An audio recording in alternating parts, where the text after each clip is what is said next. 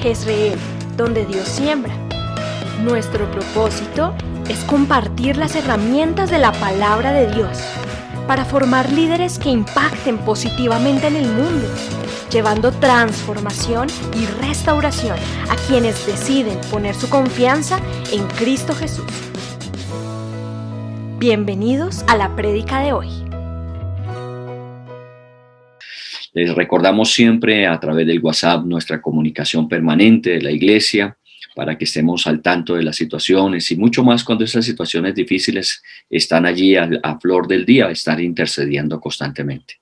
Por eso los martes tenemos nuestro tiempo de oración, reuniéndonos juntos al mediodía, a las 12 o en la tarde a las 6, según como sea mejor, más factible el horario. Los miércoles estamos siempre en capacitación, ya vamos a iniciar las 2 últimas materias que vamos a tener para este semestre. Mi identidad en Cristo estaremos viéndola, igualmente estaremos iniciando la materia de introducción a la doctrina cristiana para todos aquellos que están en la academia. El día jueves los profesionales se reúnen a las 7 de la noche y nosotros los sábados, los niños a las 3 y los adultos y jóvenes a las 5. Igualmente para todos los que no pueden el sábado unirse, entonces estamos a las 10 de la mañana el día domingo. Y como siempre, nuestros tiempos de edificación durante la semana, nuestros tiempos de crecimiento y de apoyo mutuo en oración y a través de la Biblia. Muy bien, hemos venido hablando de la importancia de no solamente estar reclamando los derechos, sino reconociendo nuestros deberes. Y eso es parte de lo que nos es necesario hacer. Ahorita estamos en un periodo donde efectivamente se están reclamando muchos derechos y a la luz de esa reclamación de derechos se han hecho muchas cosas. Pero también tenemos que ser conscientes que debemos ser una cultura que aprende a asumir sus deberes. Este es nuestro último fin de semana del mes de mayo. En el mes de abril en el mes de junio estaremos incentivando un nuevo tema que tiene que ver con la estrategia que requiere, que obliga el tiempo, una estrategia de oración de guerra. Así estaremos estudiando en el mes de junio. Cerremos este de mayo, que hemos estado hablando de ser una contracultura. Eso implica que en un momento determinado, dentro de las circunstancias propias de un país, en este caso también estamos hablando globalizado, una cultura, nosotros como cristianos debemos ser una contracultura. Eso quiere decir que actuamos de una manera diferente sin ser indiferentes. Recuerde siempre eso, actuamos de una manera diferente sin ser indiferentes. Lo que está sucediendo, el dolor que estamos viendo, las pérdidas que estamos sufriendo, todo eso lo reconocemos y nos duele en el alma, pero nosotros no estamos, como nos enseña la Biblia, devolviendo mal por mal, sino estamos buscando hacer el bien y con el bien apaciguar esta situación difícil y complicada. Así que hablamos de cómo nosotros podemos influir en el ambiente, cómo podemos influir en nuestra sociedad y que esto durante el tiempo sea un tiempo que nos permita recuperar lo perdido y alcanzar aquello que de alguna manera es nuestro anhelo y deseo, una nación nuevamente en paz y enfocada en ser de bendición. Mientras usted busca Segunda de Crónicas, capítulo 20, allí vamos a estar en el pasaje de hoy. Hace 8 días estuvimos en Tesalonicenses y estuvimos hablando durante el tiempo del ayuno en el libro de Romanos, capítulo 12, siempre mirando qué es lo que nos corresponde hacer, porque esto es lo más importante en este momento. Y decíamos que a más de orar y a más de ayunar y a interceder constantemente, estamos llamados a actuar en ese entorno cercano que nos corresponde para generar igualmente una contracultura, o sea, todo aquello que de pronto se comunica de desaliento, desánimo, de frustración, de conflicto, de violencia, de dolor. Nosotros queremos comunicar esperanza, queremos comunicar una expectativa de misericordia de Dios, de su amor para con nosotros. Y efectivamente encontramos en la Biblia siempre los modelos. Ustedes saben, y así lo haremos siempre, que Dios nos permita siempre hacerlo así, es centrarnos en la palabra de Dios, centrarnos en lo que la Biblia nos enseña, porque allí está escrito, así dice la palabra de Dios, que lo que sucedió es para que nosotros tengamos un ejemplo, un modelo de cómo Dios puede actuar en medio de las circunstancias, porque el Dios de ayer es el mismo Dios de hoy, será el Dios de mañana. Puede que los países, las personas y las circunstancias varíen, pero Dios puede obrar siempre en el contexto del ser humano, de su historia y encauzar todo finalmente para cumplir su propósito. Si usted ya está ubicado en Segunda de Crónicas entre el capítulo 19 y 20, déjeme hacerle un contexto de lo que está sucediendo. Israel se encuentra dividido, está el reino del norte, que también se conoce como el reino de Israel, y el reino del sur, que también se conoce como Judá. Durante ese tiempo de división, obviamente Israel fue muy vulnerable. Recuerden que cuando hay división, normalmente también viene el debilitarse como nación. Y así estaba Israel, dividido, estaba debilitado.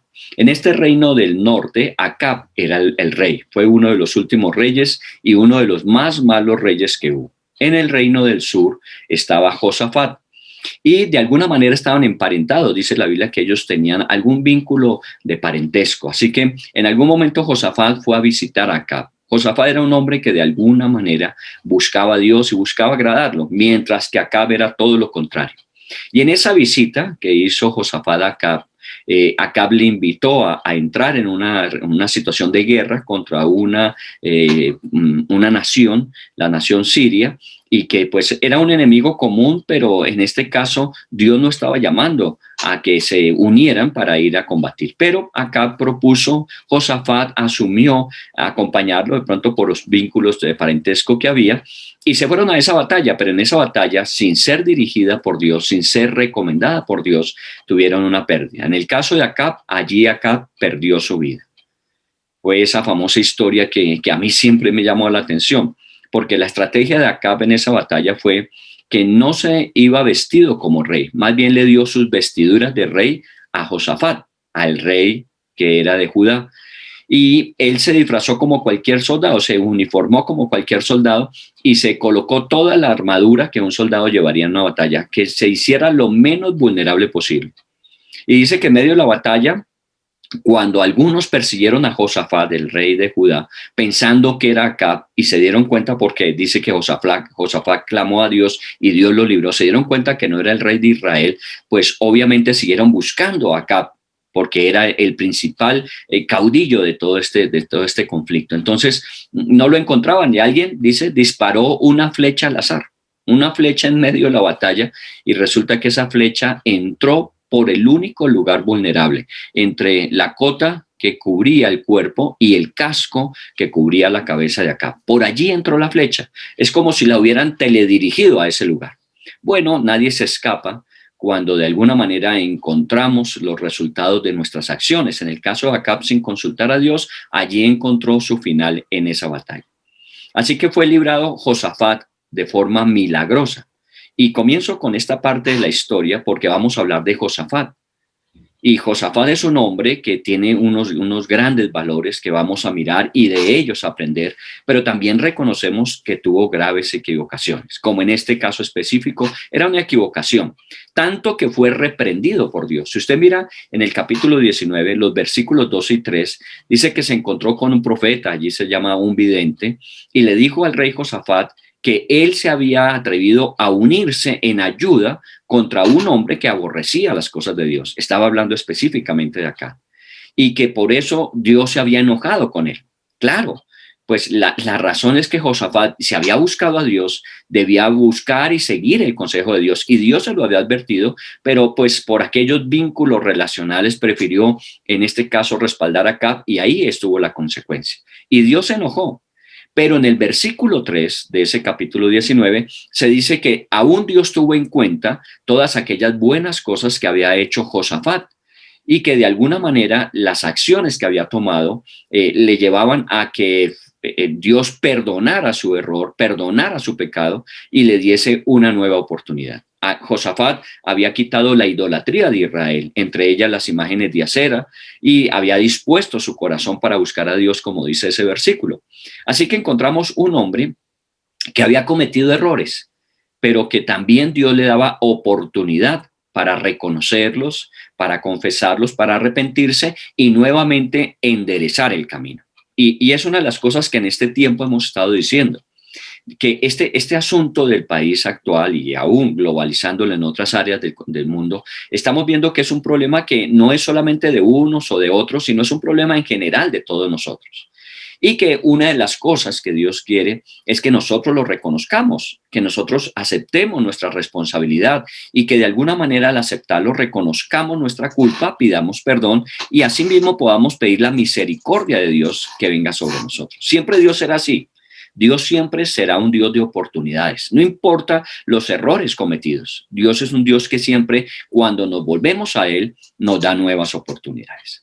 Muy bien, en el versículo 4 de ese capítulo 19, todavía seguimos allí en el versículo 4, se nos dice que Josafat, una vez que regresó de esa experiencia y con el perdón que Dios le había dado, comenzó a asumir nuevamente sus responsabilidades. ¿Y en qué consistía? Sí, pues era el rey de esa región de Israel, la parte del sur de Israel, pues obviamente era su responsabilidad estar pendiente de lo que sucedía.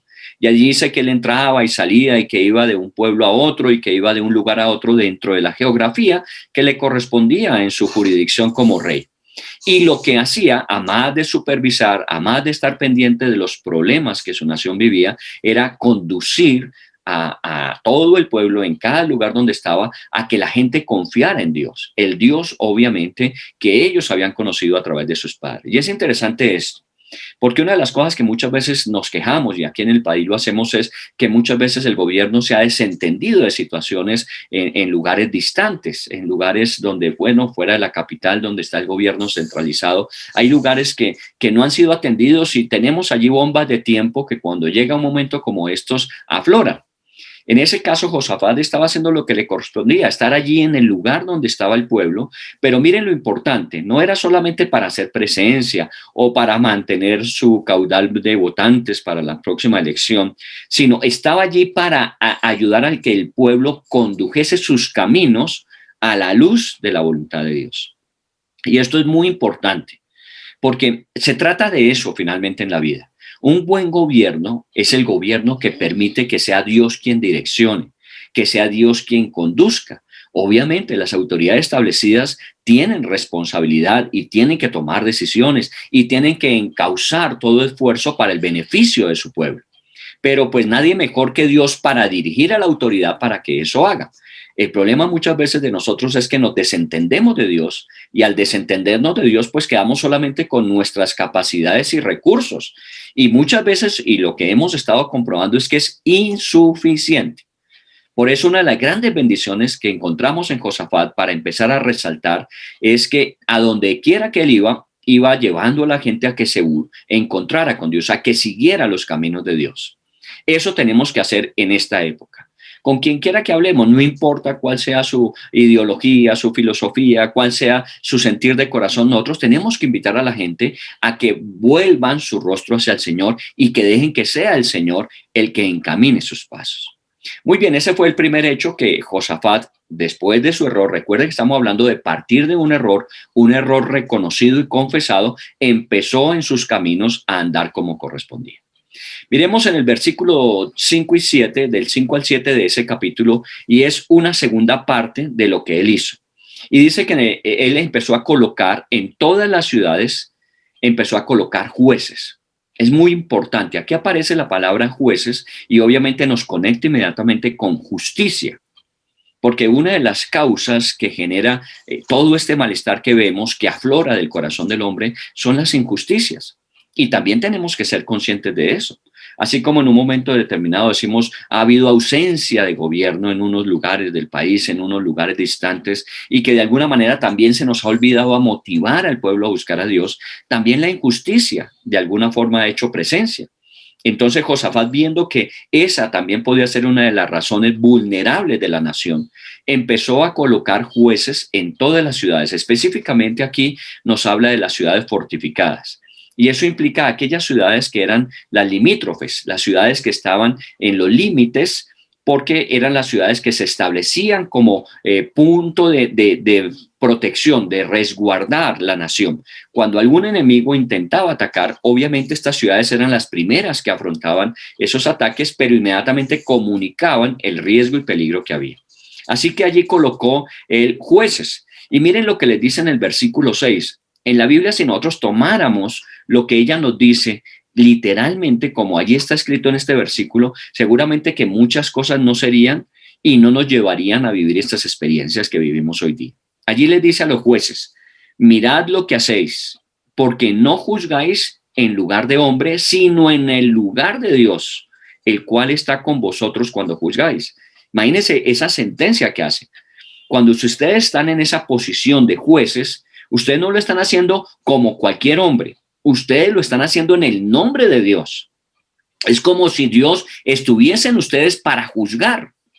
Eso es una gran responsabilidad y es una de mis fuertes oraciones, sabiendo que algunos de ustedes han estado en posiciones, sobre todo aquellos que tienen como profesión de pronto ser abogados o están en situación de autoridad, de gobierno, en instituciones de gobierno, que es muy difícil juzgar hoy día.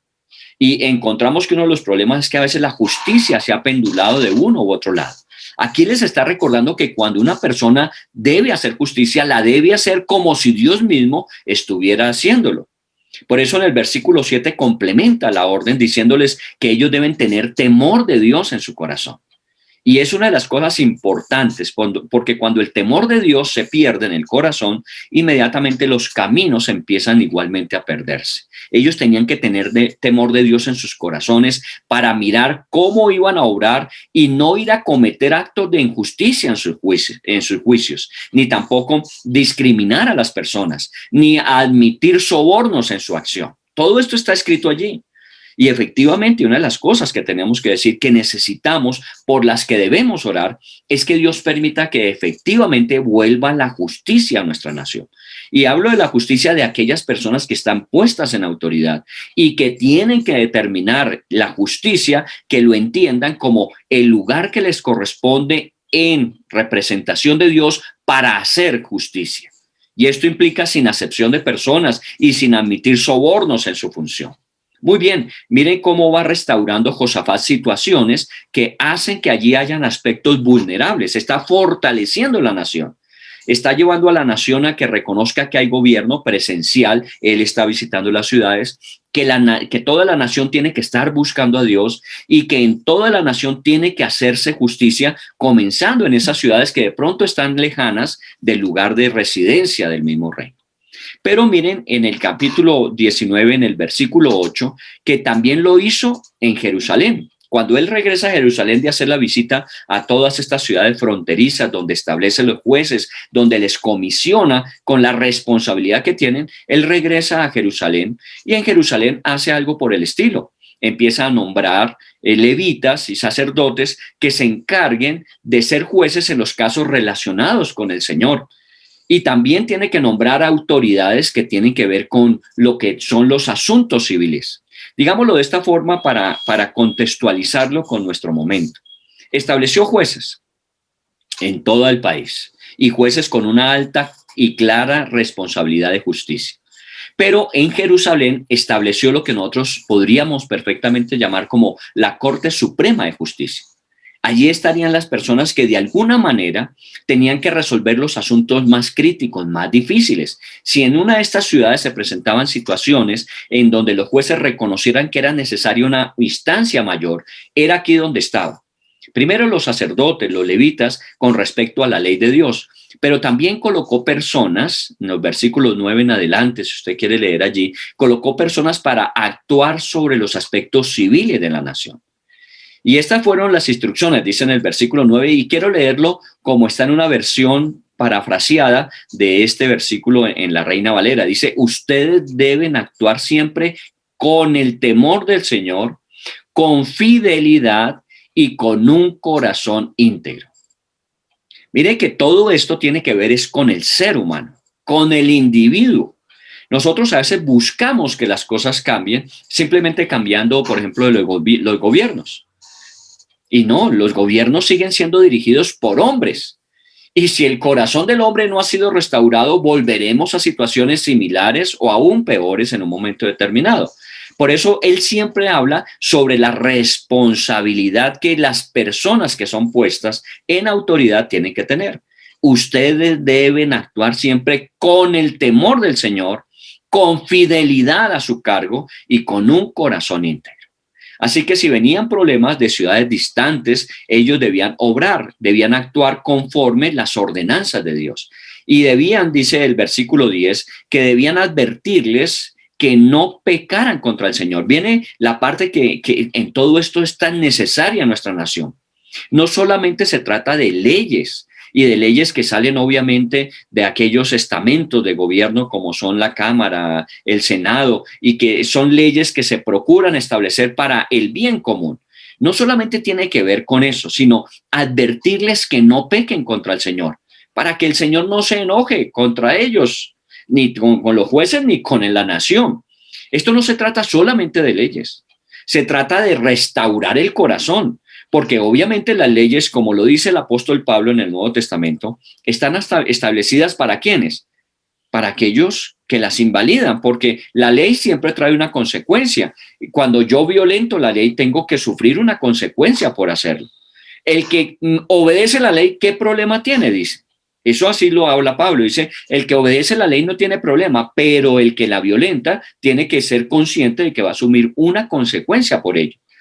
Entonces aquí se trata es también del corazón, y efectivamente la ley está establecida para que no pequemos y para aquellos que lo hacen de alguna manera sepan que no va a quedar impune su acción.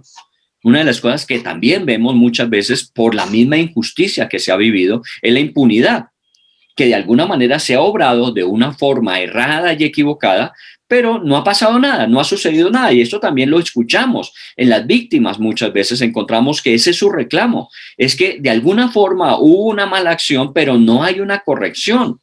Recuerdan en nuestros procesos, los procesos de paz que hemos vivido, el reconocimiento de las culpas, pero también igualmente la reparación que se necesita con las víctimas. Y entonces él les advierte que le digan al pueblo que no sigan en la misma situación. Obviamente todo esto son mecanismos preventivos, porque él está estableciendo estas normas para que efectivamente el pueblo no caiga en ellas. Porque él ya sabía, él mismo había pasado por una situación donde él violentó la dirección de Dios, hizo lo que le pareció y casi le cuesta la vida. Por eso él está tomando acción diciendo, yo lo he vivido y lo que uno tiene que hacer es volverse al Señor y obedecerlo a Dios. Así que procuren ustedes obedecer a Dios, no pecar contra Él. Y en el caso específico de la ley, en el versículo 11 dice que Amarías, que era el sumo sacerdote, tendría la última palabra en todos los casos. Por eso aquí hablo de una constitución o un establecimiento de una Corte Superior de Justicia. En todas las ciudades debía haber jueces que rigieran, pero debía haber alguien que supervisara todo esto a nivel nacional y era esta corte establecida en Jerusalén. Al final de ese versículo 11, él les habla de animarse y de cumplir con los deberes del Señor y hacer todo lo que es correcto y que el Señor respalde obviamente esas acciones correctas. En todo este mes, una de las cosas que hemos estado haciendo es enfatizando en cómo acabamos con el mal, cómo hacemos que el mal ya se detenga, pues haciendo el bien. Pero para hacer el bien necesitamos saber qué es lo que debemos hacer. Muchas veces nosotros decimos, nosotros no hemos hecho nada malo, pero es que no se trata solamente de no hacer lo malo, sino hacer lo bueno. Y aquí están instrucciones muy claras y muy precisas. De pronto usted me dirá, bueno, pero es que esto tiene que ver con las altas autoridades establecidas en gobierno. No, estas mismas instrucciones son instrucciones que nos sirven a todos nosotros en los diferentes lugares donde Dios nos ha colocado, porque en esos lugares también hay autoridad establecida. Y una de esas primeras autoridades está en el hogar. Y si nosotros no ejercemos la autoridad como representantes de Dios allí, pues obviamente vamos a cosechar las consecuencias. Ustedes saben que también una de las preocupaciones que hemos tenido por lo que estamos viendo es acerca de los jóvenes. Y hablamos del futuro pensando en los niños de hoy. ¿Por qué? Porque es que la autoridad parte de la casa. Y si estos principios no se empiezan a cultivar desde la casa, difícilmente vamos a encontrar que cuando estos muchachos lleguen a crecer, los vayan a observar en la sociedad. Por eso les decía que a veces nos faltaban las encuestas y qué sucede en los hogares, porque es allí donde empieza esta génesis de rebeldía, esta génesis de falta de reconocimiento de autoridad muchas veces que nos lleva a protestar de la forma incorrecta. No que no haya problemas. Recuerde que estamos hablando de injusticia, de pronto de falta de presencia gubernamental, que estamos hablando de muchas cosas que son ciertas. Pero es que las dificultades lo que prueban es la formación del carácter. Porque ante los mismos problemas tenemos diferentes formas de actuar. O nos dejamos llevar impulsados por nuestra naturaleza, que siempre será egoísta y violenta, o empezamos a buscar en qué hemos fallado y qué procesos de corrección tenemos que hacer. Por eso nosotros nos hemos mirado a nosotros mismos en el conflicto que vivimos en la nación y hemos tratado de identificar cuál es nuestra responsabilidad.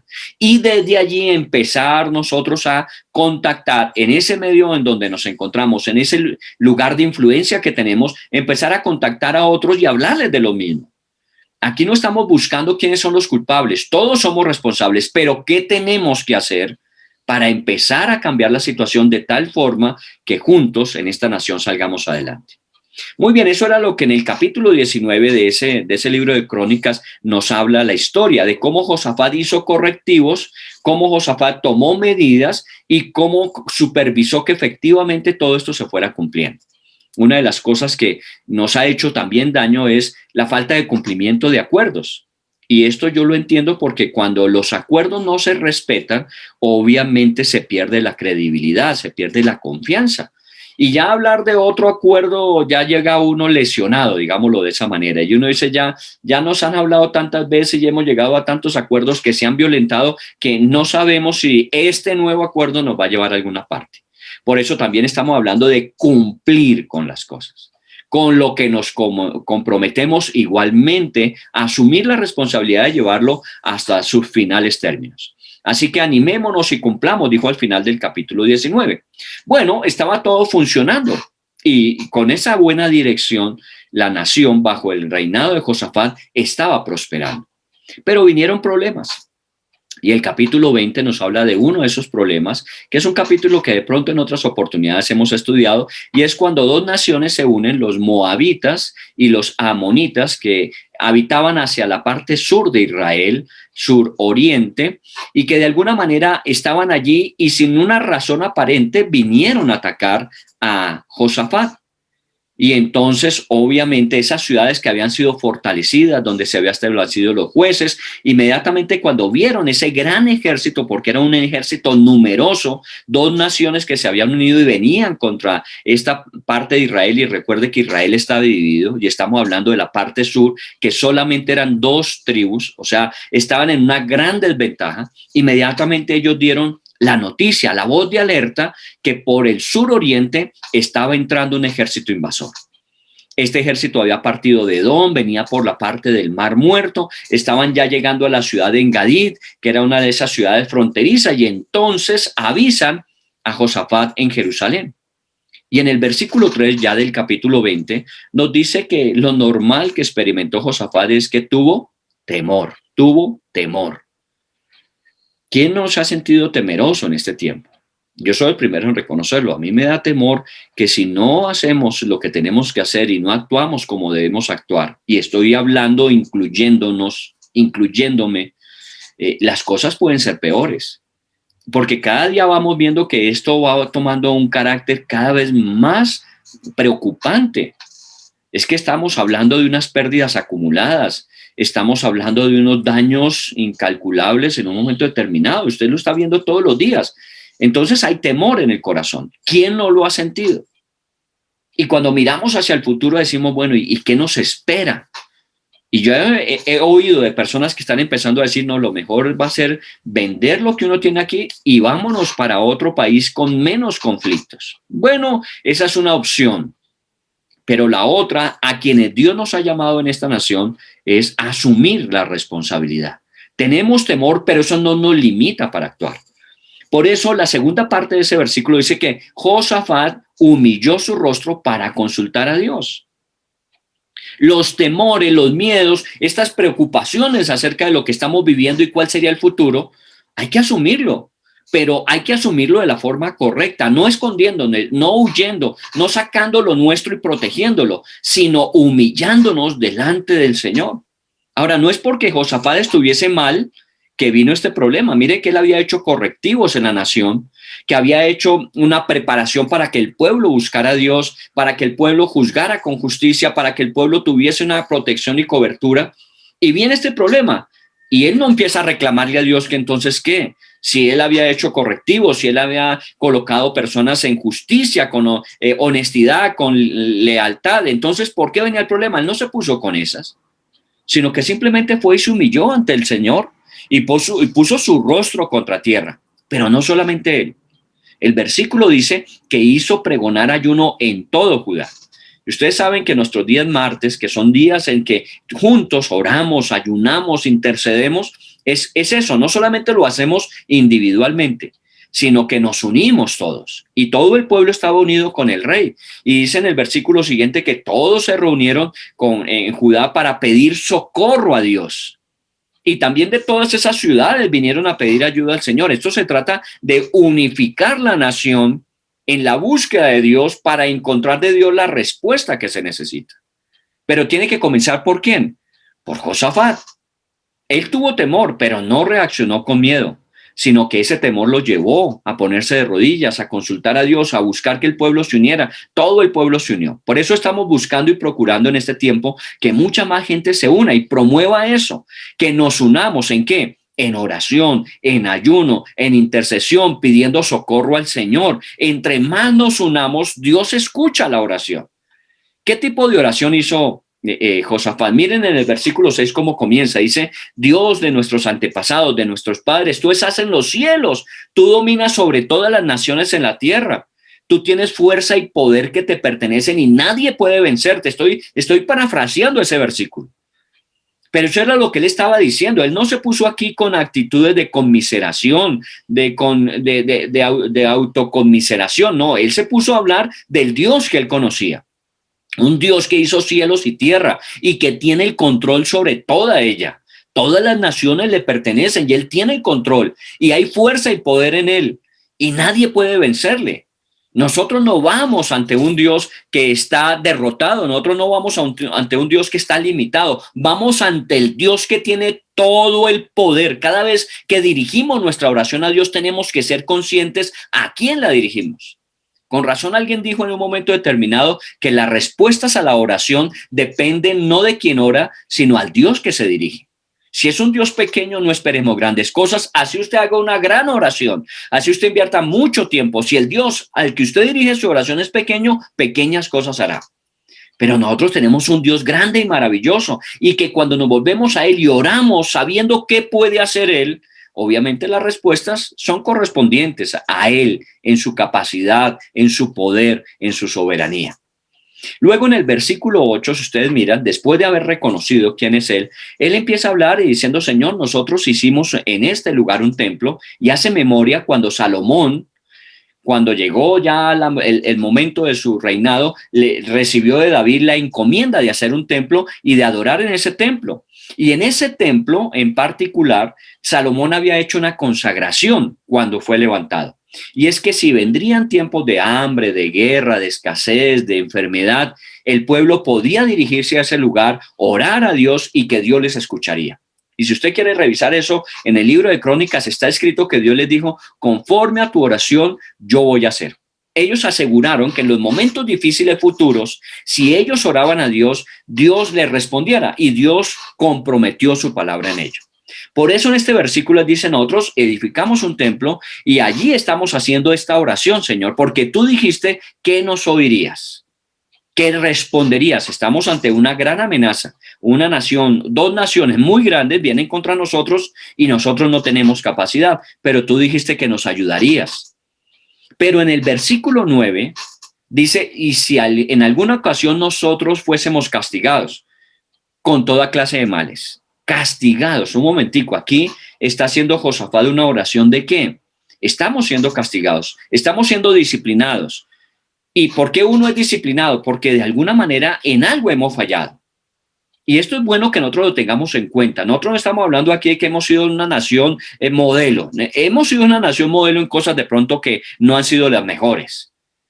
Pero que nos volvemos a Dios y reconocemos nuestros pecados, que reconocemos nuestras culpas y que pedimos perdón. Hemos orado por eso, hemos orado para que cada persona en su respectivo ambiente pueda reconocer sus errores y equivocaciones. Y yo quiero pedirle que escuche este video que voy a colocar. Pero perdóneme que lo haga de esta forma. Es una persona política, es un representante político, no estoy haciendo proselitismo político. Estamos obviamente comenzando una carrera electoral hacia el año que viene y seguramente muchos dirán, claro, los políticos en esta época empiezan. Yo quiero pedirle a usted que si usted ha orado a Dios para que Dios nos permita como nación volvernos, reconociendo nuestros errores y nuestras culpas, lo que debemos esperar es que eso suceda. Pero a veces cuando lo que pedimos sucede, nosotros empezamos a decir, no, eso como que no es de Dios, sino como, a ver, escuche este video y escúchelo desde ese punto de vista, de un hombre en un momento determinado, como lo fue Josafat, que tiene que decirnos algo y no solamente a nosotros, sino a esta nación. Escuchemos este video, por favor. Un simple concejal de Bogotá.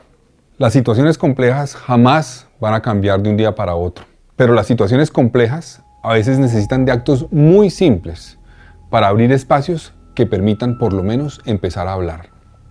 Hoy siento una negación muy fuerte de la tragedia que vive el país, en particular de quienes hemos estado del lado fuerte, de la institucionalidad, del poder, del statu quo, como lo quieran llamar. Estamos preocupados por los 22 millones de pobres, como si todos hubieran surgido en el último año. Hace un año había ya 19 millones de pobres, y eso era tan grande como para no haberlo visto. No vimos Buenaventura, no vimos Tasajera, no vimos Siloé, no vimos Agua Blanca y muchos otros símbolos. Hemos debido castigar con mucha más fuerza la desidia del Estado, porque eso es desidia, y haber actuado con una contundencia capaz de evitar la bomba social que nos estalló en la cara.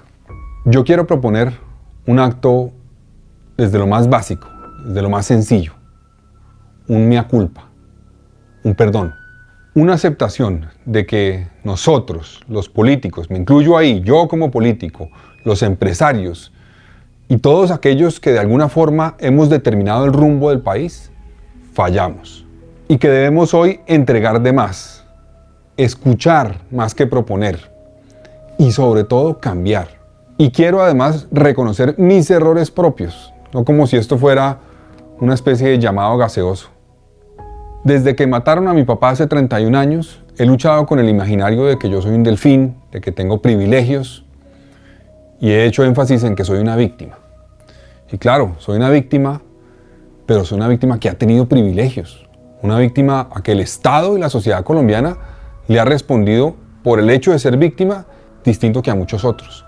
Yo he tenido la posibilidad de educarme, de poder viajar al exterior a aprender otra lengua, de tener trabajo y una cantidad de privilegios que evidentemente la inmensa mayoría de víctimas de este país no tiene.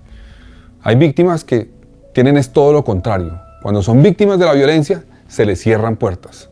A mí se me han abierto puertas. Yo tengo que entender esto. Cuando uno ve el caso, por ejemplo, de un niño que tenía la misma edad que yo tenía cuando mataron a mi papá, un niño de 12 años, que llora y grita desconsolado al ver cómo asesinan a su madre en Tierra Alta, Córdoba. Ese niño, el Estado, ¿qué hizo por él? ¿En qué le ayudó? ¿Cómo le respondió cuando sufrió esa violencia? Algo muy distinto a lo que me ocurrió a mí. Eso evidencia que en Colombia hay víctimas de primer nivel, víctimas de primera clase y víctimas de segunda clase. Si yo no soy capaz de entender eso y de entender eso cómo me ha beneficiado a mí, no tengo razón de ser en la política, no tengo que hacer en la política, ni voy a poder resolver ni proponer cambios en este país frente a la desigualdad y al quiebre que tenemos como sociedad. Solo me queda ponerme al servicio de cómo resolver esta tragedia. Tengo que preguntarme cómo puedo ayudar, a riesgo de que me digan, usted quédese callado, escuche, su silencio puede aportar en este momento.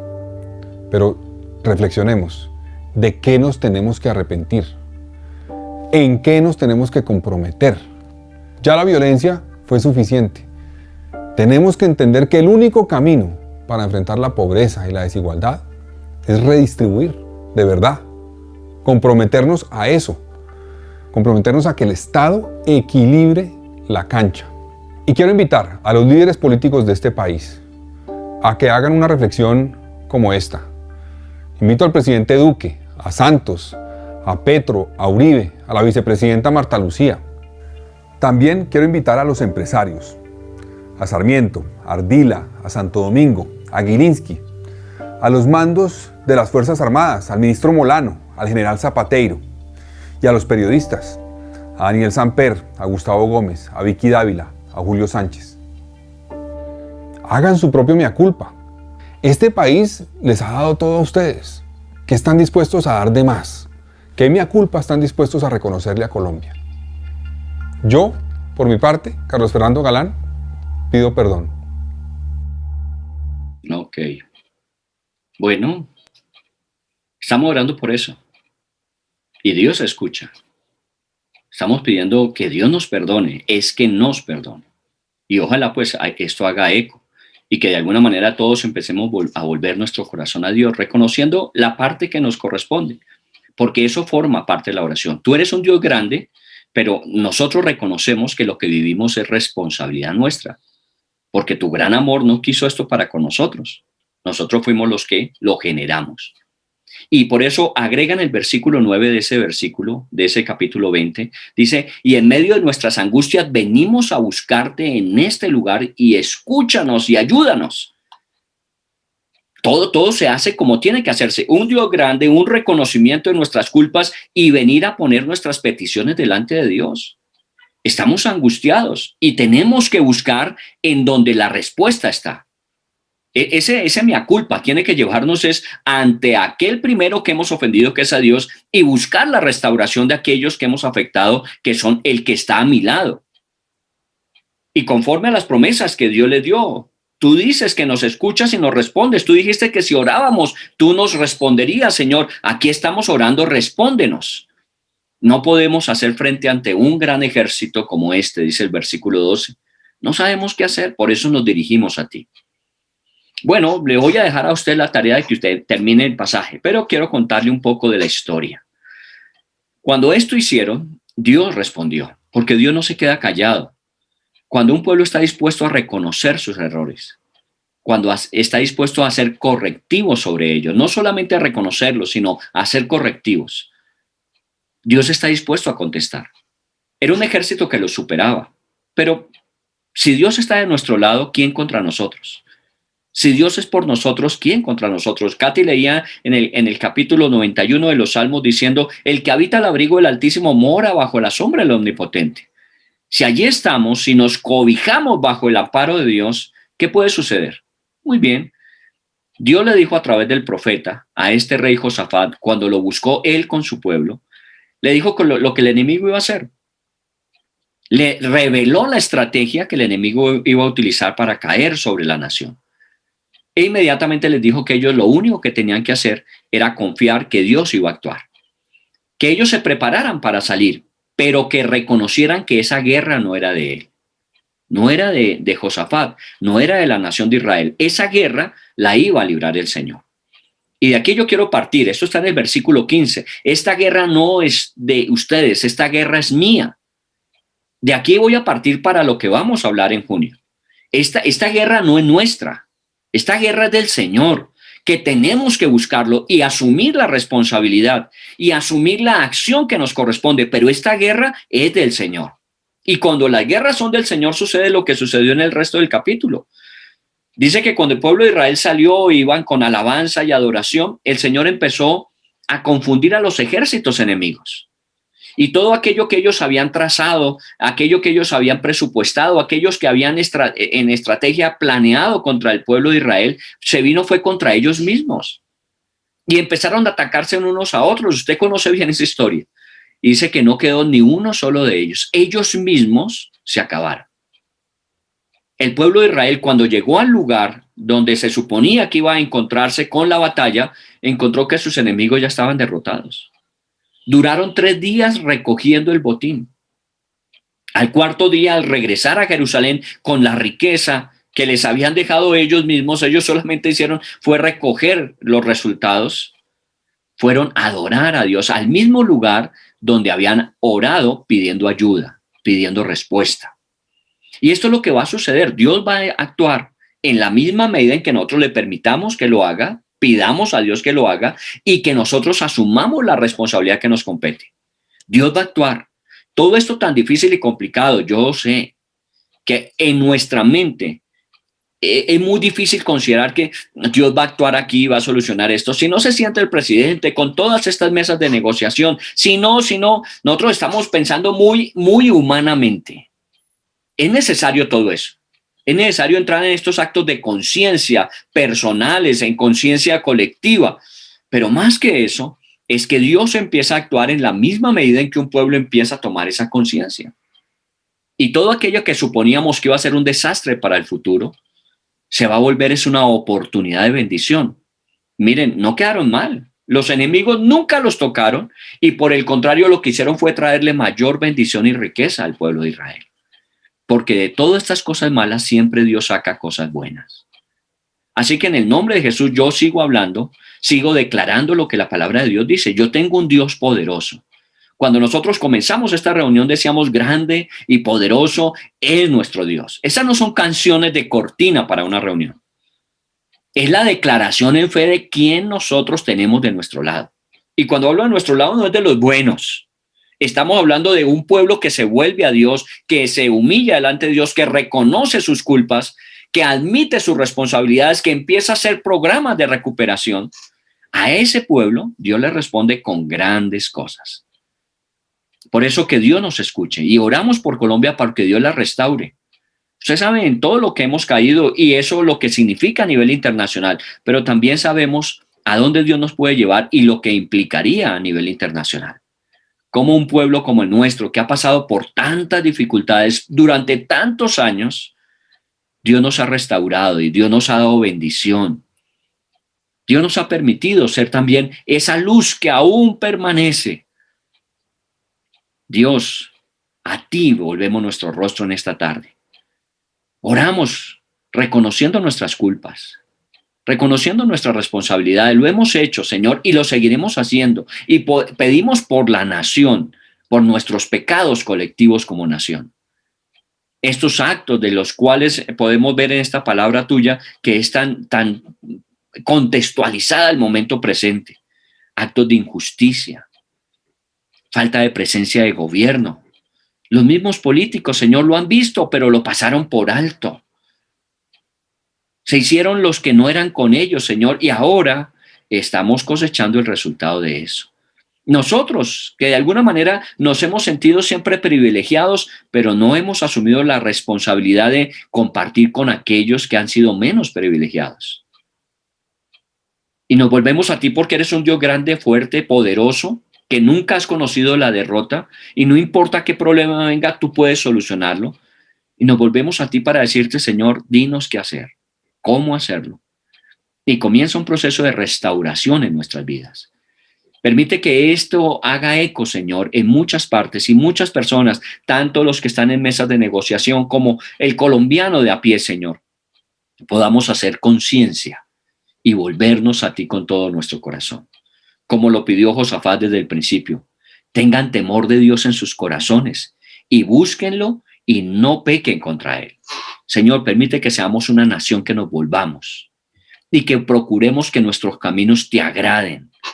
Perdónanos por lo que hicimos, pero gracias te damos por la oportunidad que nos das para hacer el bien que nos pides. Bendice cada familia que está en este momento en este lugar. Y volvemos a insistir, si hay necesidades, si hay dificultades, si hay enfermedad, trae sanidad, trae provisión, trae cuidado sobre sus vidas. Pero somos nosotros parte de una nación por la que estamos intercediendo. Y lo mismo que quisiéramos para nosotros es lo que te pedimos para esta nación. A toda persona necesitada, a toda persona que está pasando dificultad, a toda persona que está viviendo la pérdida de seres queridos, a aquellos que están enfermos, a aquellos que están viviendo épocas, momentos complejos en la parte laboral, económica. Señor, respóndenos, por favor. Tú eres el Dios que escucha la oración y respondes con grandes cosas. Te lo pedimos por esta Colombia amada, Señor, por esta Colombia que nos duele en el alma, pero no solamente nos quedamos allí, sino que intentamos ayudar para que otros se unan con nosotros a buscarte a ti, Señor.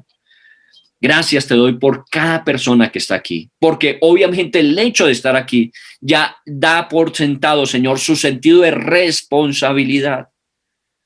También úsale, Señor, a cada uno en el lugar donde se encuentra, en la actividad profesional que desempeña, en el lugar donde lleva a cabo sus actividades, en este tiempo mucho en nuestras casas, pero también en esas empresas, en esas instituciones académicas, en esos negocios particulares. Señor, te pedimos en el nombre de Jesús que podamos ser luz y que vayamos prendiendo, Señor, aquí una gran hoguera donde efectivamente las tinieblas se desvanezcan y desaparezcan.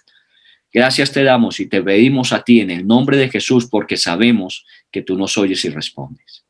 Te damos a ti la gloria y la honra en esta tarde, en el nombre de Jesús. Amén, Señor, y amén.